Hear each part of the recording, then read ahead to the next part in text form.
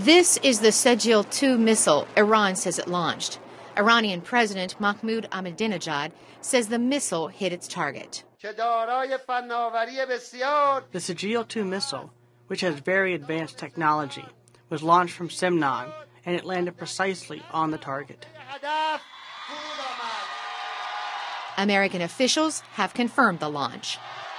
The missile will have a range of approximately 2,000 to 2,500 kilometers. Because of some of the problems they've had with their engines, we think, at least at this stage of the testing, it's probably closer to the lower end of that range. The missile reportedly could reach Israel, southeastern Europe, and U.S. bases in the Middle East. In Washington this week, U.S. President Barack Obama and Israeli Prime Minister Benjamin Netanyahu spoke of the threat of a nuclear-armed Iran.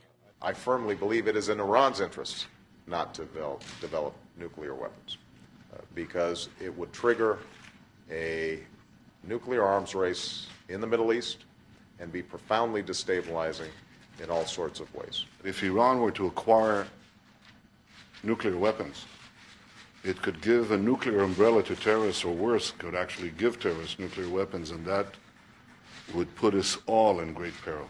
Iran says its nuclear program is for peaceful use, but experts worry that the missile could eventually carry a nuclear warhead.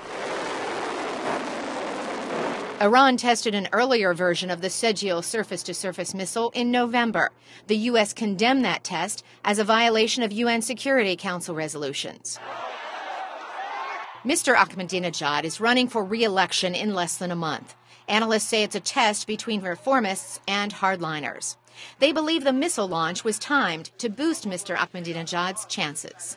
Happy to have you here, and we look forward to your comments. Secretary of State Hillary Clinton spoke to a Senate committee on Wednesday. We are pursuing, again, very actively, demonstrating to the Iranians that the acquisition of nuclear weapons will actually make them less secure, not more. The Obama administration says it's concerned by the missile launch, but it wants to engage Tehran in diplomacy and says it will resort to tougher sanctions if there is no progress by the end of the year.